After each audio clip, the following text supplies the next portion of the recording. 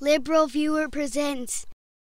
So when word leaked in October that JPMorgan Chase might pay $13 billion to settle state and federal civil bank fraud claims, Fox News spent a lot of time telling viewers how unfair the settlement was for the bankers who engaged in the fraud, but somehow forgot to ever mention the nature of the fraud itself in the supposedly straight news story on America's Newsroom that mainly concentrated on how bankers were taking the blame instead of what made them blameworthy, as you can see right from the beginning of supposedly straight news anchor Colby's introduction here. Taking the blame and paying up. The nation's largest bank is taking a fall for the financial crisis of 2008. It's a bad memory.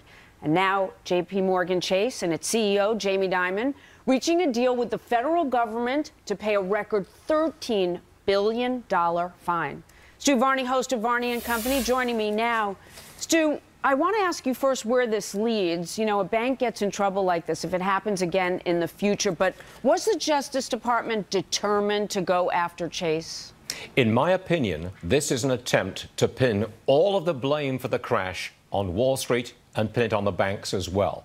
So from Colby to Stuart Varney there, the story was all about bankers taking the blame rather than what they actually did. And in case it wasn't clear that the Justice Department suing these bankers works for the Obama administration, Fox News' Stuart Varney made that clear in the continuation of the story in this clip. This is where the administration wants the blame to go. Not to the politicians or the regulators, not to them, no, straight to the banks. The numbers, Jamie, are flat out shocking. So far, big banks have paid out $137 billion in fines and settlements, and there may be more to come. That is a huge number. Remember, these banks already paid back the loan money, the bailout money, with interest. So if the banks already paid back the bailout money with interest, how could JPMorgan Chase owe another $13 billion? Could it be because they committed fraud? Well, the closest this Fox News story ever came to telling viewers that the $13 billion pays to settle civil fraud charges is down in the chyron here, though the Fox News anchors never mentioned it and never explained the fraud came from bundling up bad mortgages and selling them as good mortgages, even though Stuart Varney claimed to be explaining what happened in detail here. Just look for a second in detail at JPMorgan. This latest settlement is for $13 billion. Essentially, much of that is payment for the sins of Bear Stearns and Washington Mutual. Those are two mortgage-related companies that the government wanted JPMorgan to take over during the crisis. So JPMorgan is being forced to pay up for the sins of companies which they took over in the past. Now, if you look at the actual federal complaint against JPMorgan, it's clear the JPMorgan defendants engaged in a lot of the fraud independent of what the Washington Mutual and Bear Stearns banks did that JPMorgan acquired, but the whole argument that it's unfair for JPMorgan to own the liabilities of a company it bought was pretty thoroughly ridiculed over on a great Daily Show segment criticizing Fox News, CNBC, and others, where Jon Stewart made this point. Oh, so you're saying, why is JPMorgan responsible for the liabilities of a company that they bought? Well, I guess because they bought the company. But if this is a new way you guys want to run now, all right, how about this? I owe JPMorgan Chase $500,000 on my mortgage, but I decided, you know what? This place. I'm just going to sell it for $50,000 and walk away with the money. And under this new system, the guy who buys it doesn't owe you guys. And not only did Jon Stewart's mortgage analogy there make a lot of sense, but he also pointed out a few facts from back in 2008 that you can see here.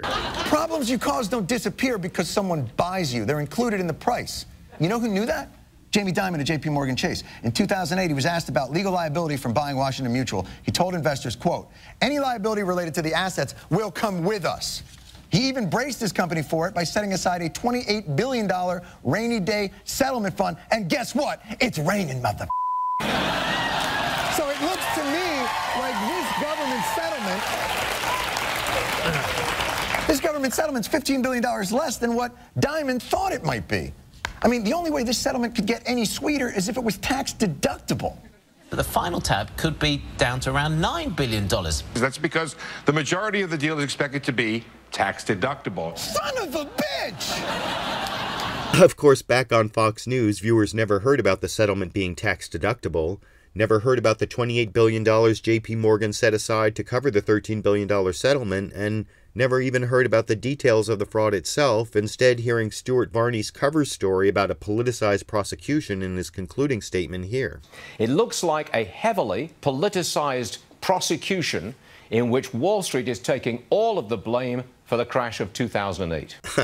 And complaining about Wall Street taking the blame without ever explaining what Wall Street did that was blameworthy is quite a piece of misdirection, as satirical conservative commentator Stephen Colbert pointed out in his parody of punditry in this clip. You know, it's been 5 years since America was driven to financial ruin by, well, who can remember, all right? Let's just say it was Obama. Jimmy, throw up the president smiling in front of a poor family.